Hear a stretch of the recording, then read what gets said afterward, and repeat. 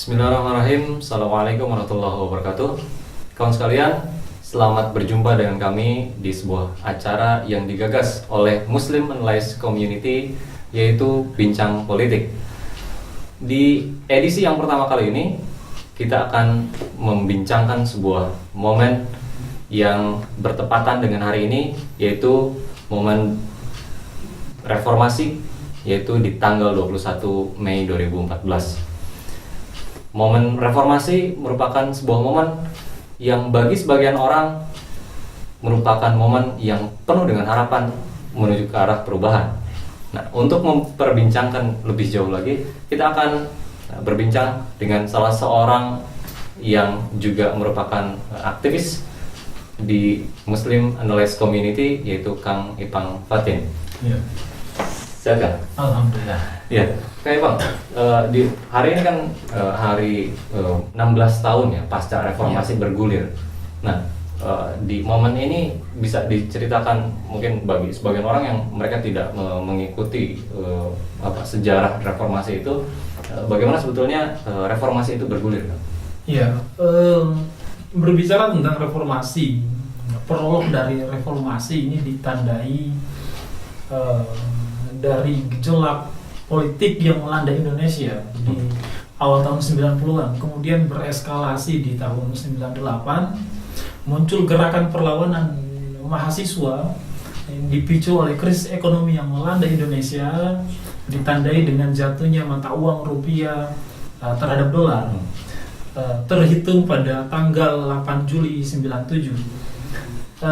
Krisis ini sebenarnya merupakan krisis finansial Asia yang masuk ke negeri ini, Indonesia, bahwa dampak hingga skala nasional. Saat itu membuat ekonomi Indonesia kemudian melemah dan memunculkan ketidakpuasan masyarakat terhadap pemerintahan yang ada. Apalagi saat itu muncul isu KKN di tubuh pemerintahan dan para kroni.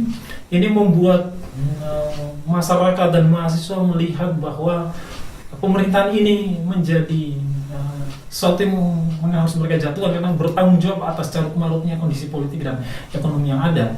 Maka terjadilah aksi besar-besaran organ mahasiswa secara besar-besaran, apalagi pasca kasus Trisakti tanggal 12 Mei 98, memunculkan pergerakan yang dan perlawanan yang masif, yang sangat meluas kemudian di seluruh Indonesia.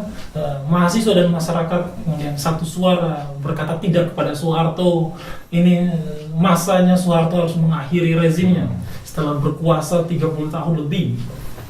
Karena di masa Soeharto juga mereka tidak mendapatkan kebaikan, justru represi pemerintahan ini membuat mereka tidak bisa banyak kebebasan politik yang ada. Ini kemudian akhirnya semuanya menggugat dan menjatuhkan Soeharto. Secara spesifik, apa yang sebetulnya menjadi cita-cita mahasiswa pada saat itu? Nah, melihat apa yang dilakukan oleh mahasiswa ini berkenaan dengan gejolak politik yang terjadi di masa itu. Kita tahu bahwa kondisi politik dan ekonomi Indonesia di tahun 97-98 ini pada kondisi politik dan ekonomi yang carut marut. Ditambah pemerintahan yang korup, yang dilihat kemudian korup, represif, ini menjadikan mereka kemudian melawan dan ingin merubah keadaan ini.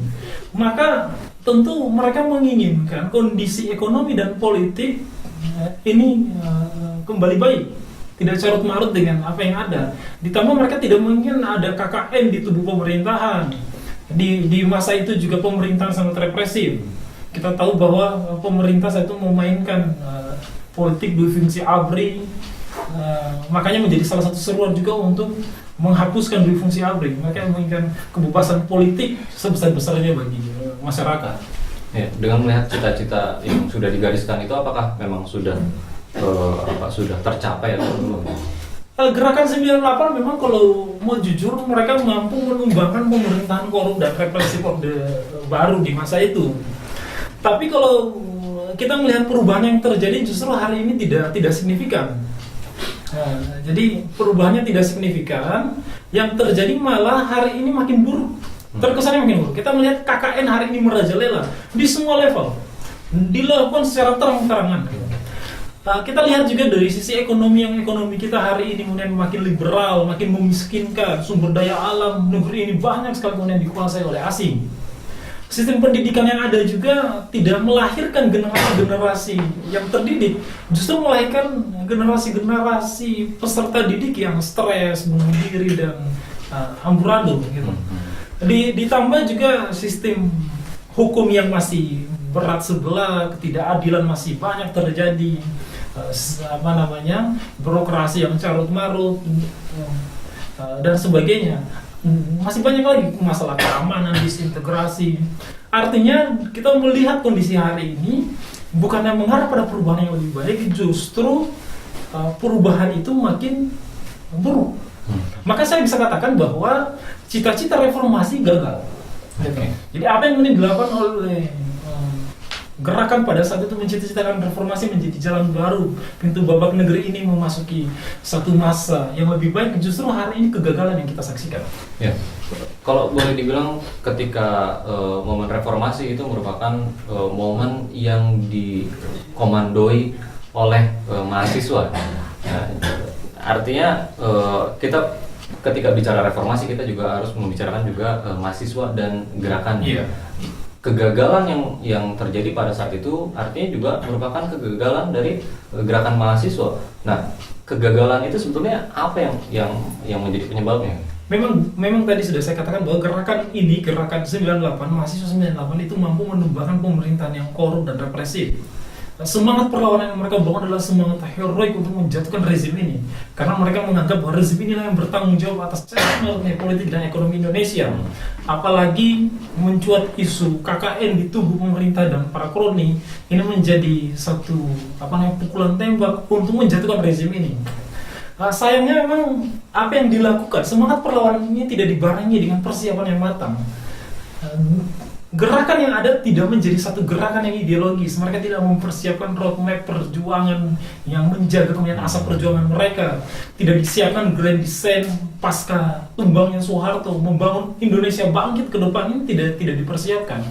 Justru masuk di era reformasi saat ini, mereka yang tadinya bersuara menjatuhkan rezim, memperjuangkan hak-hak masyarakat dan sebagainya, hari ini menjelma menjadi pengkhianat baru bagi masyarakat. Gitu. Ya, dan mereka ada di kekuasaan saat hari ini kemudian mereka ada di itu kekuasaan yang status quo hari ini. Oke. Kalau boleh kita bandingkan kondisi mahasiswa pada saat itu dan sekarang, ada perbedaan atau bagaimana? Memang kalau mau jujur, kita melihat kondisi mahasiswa hari itu, mahasiswa di masa itu masih dengan kondisi mahasiswa yang kritis dan politis dibandingkan dengan kondisi mahasiswa hari ini. Hari ini kemudian mahasiswa dibuat menjadi hedon gitu, kehidupan mereka begitu permisif. Sistem membuat mereka menjadi sistem yang berlaku hari ini, membuat mereka dengan pola hidup konsumeris gitu. Ditambah suara-suara lantang mahasiswa sudah kerdil hari ini, tidak lagi kemudian punya pengaruh. Jiwa-jiwa pergerakan hari ini diwarnai dengan pragmatisme dan oportunisme pergerakan. Mahasiswa hari ini justru dicetak menjadi badut-badut dan menjadi budak-budak baru bagi industri hari ini yang ada. Gitu. Inilah kemudian korban dari penerapan sistem pasca di masa reformasi yang tidak disiapkan dengan baik dan cemerlang. Ya, dengan buruknya kondisi seperti itu mahasiswa sekarang, apa kemudian yang ditawarkan untuk mahasiswa sehingga kemudian mahasiswa bisa jauh lebih baik dan membawa kebaikan untuk negeri ini? Iya, tentu kita semua menginginkan kebangkitan bagi negeri ini. Kita menginginkan umat hari ini bangkit. Nah, hanya saja berbicara tentang kebangkitan, kita akan berbicara tentang ada konsep pemikiran yang mendasar dan sempurna. Nah, demokrasi yang disuarakan, demokrasi yang hari ini disuarakan sejak tahun 98 juga disuarakan, itu justru membawa kegagalan hari ini. Dampak kegagalan kita rasakan. Kenapa? Karena demokrasi masih menjadi satu frame dari ideologi kapitalis sekuler yang memainkan operasional negeri ini hari ini. ada juga seruan-seruan sosialis sebagai satu jalan baru melawan penindasan kapitalisme. Justru yang ada sosialisme membunuh manusia secara fitrawi, kemudian mematikan manusia secara fitrah, dengan rekayasa, kemudian membujuk orang-orang yang kelaparan, mendramatisasi orang-orang yang sengsara dan orang-orang miskin, gitu. Yang juga kita melihat justru di negeri pawangnya kan gitu, Uni Soviet justru hancur, saya tidak mampu membawa apa-apa. Gagal. Nah, Islam selaku pemikiran mendasar yang paripurna, saya katakan Islam sebagai ideologi, ini memiliki sistem konsep kehidupan yang sempurna, bisa mengatur aspek kehidupan manusia dan menyelesaikan problem hidup mereka. Aturan-aturan yang kemudian lahir dari ideologi Islam bukan rekayasa legislasi akal-akalan manusia yang lemah, terbatas, tapi kemudian dia dipandu oleh penerapan aturan yang ini dari wahyu, gitu.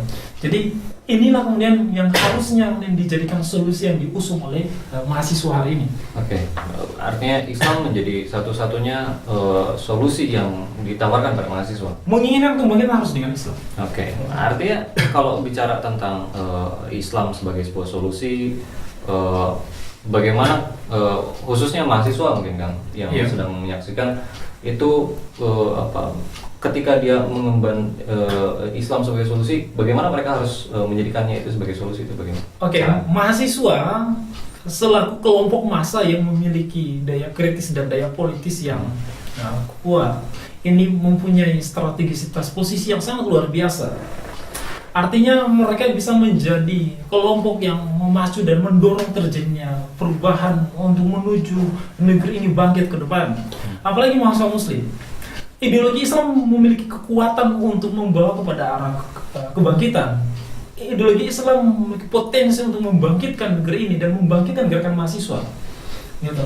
Jadi harus ada pola pergerakan pengadopsian pemikiran Islam ini yang kemudian mereka serukan di tengah-tengah masyarakat. Secara praktis bagaimana? Oke, singkatnya, pertama, gerakan mahasiswa hari ini kemudian harus melakukan pola pembinaan dan pengkaderan, melakukan internalisasi ideologi Islam di dalam diri mereka hingga di dalam kepala mereka, cara pandang mereka, dalam jiwa mereka, cara pandang semua kan dikembalikan dengan cara pandang ideologi Islam. Ini yang pertama. Yang kedua, harus dilakukan upaya edukasi masyarakat dan penetrasi ideologi ini di tengah-tengah masyarakat hingga akhirnya masyarakat merasakan bahwa persoalan mereka hari ini karena tidak adanya penerapan ideologi Islam, hingga masyarakat mau bersama-sama dengan gerakan-gerakan yang ada memperjuangkan ideologi Islam ini biar tidak dalam kehidupan.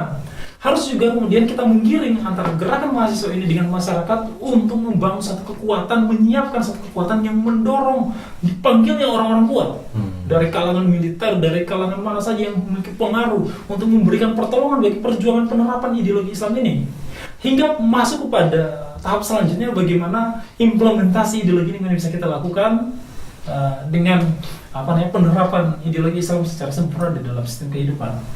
Oke. Inilah jalan kebangkitan yang akan membangkitkan mahasiswa, pergerakan mahasiswa dan Indonesia saat ini. Oke, menarik sekali perbincangannya Kang. Iya.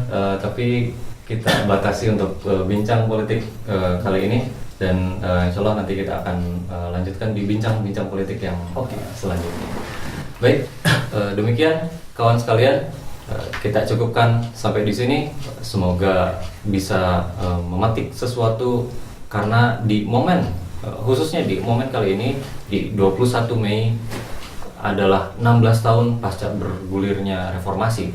Sehingga harusnya kita bisa memetik satu pelajaran. Dan pelajarannya adalah bahwa perubahan tanpa menjadikan Islam sebagai solusinya itu merupakan perubahan yang semu. Artinya adalah Islam satu-satunya solusi yang bisa membangkitkan negeri ini ke arah yang jauh lebih baik lagi. Demikian, sampai jumpa di edisi yang berikutnya. Assalamualaikum warahmatullahi wabarakatuh.